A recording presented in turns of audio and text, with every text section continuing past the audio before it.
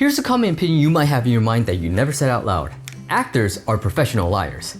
There's actually this meme that floated around a while back that claimed Egypt doesn't allow actors to testify in court because they are professional liars. If you're from Egypt, let me know if that's actually true. But generally, that is sort of how I think most people see actors, running around in front of a camera, pretending. But what do actors think? Let's talk about a line you often hear from actors who would instead describe their job as living truthfully under imaginary circumstances. The general idea being that the actor isn't out to deceive, but rather the totality of the story you're taking in front of your eyes and ears, and the context you've been given, that is what deceives you, if you want to call it that. The actor gives you the most honest truth they can. Here's an example. One basic technique that modern screen actors will often employ is that of a substitution. You take something that's truly happening in your life off screen and you substitute it into the scene. Let's say the scene calls for the male lead to cry during a breakup and to shout to the female lead, "You never cared." Now let's say the actor is gay. Well, he can certainly try to just pretend he's been in love with the female lead in front of him and to imagine the heartbreak it would cause. Or he can just pull in something really happening in his life that can be substituted into the scene. Maybe he did break up with a boyfriend. Oh, what's that? He didn't? Yeah, it's rarely that convenient. So maybe a coach will step in and work with the actor and they realize that, hey, he's just had an argument with his father a week ago in real life over the fact that his father loved his sister more than he ever did him. Nothing to do with a romantic breakup, but if the actor truly has this pent-up emotion, he's been wanting to scream at his father for neglecting him while being two-faced and telling him that he loved him, well, hey, that might work. So the director calls for the actor to spin around and drop the line, "And you never cared." They just need that one shot with that one line. Well, for the actor, he may even take what I think of as a running start. "You never came to my school events. I won that art contest when I was 8. The proudest moment of my life, and you just shrugged your shoulders.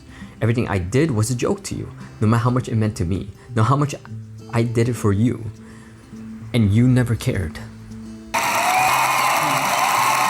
Boom, cut. Editor slices out that one line and voila, you have a breakup scene where the actor bared his honest pain for you.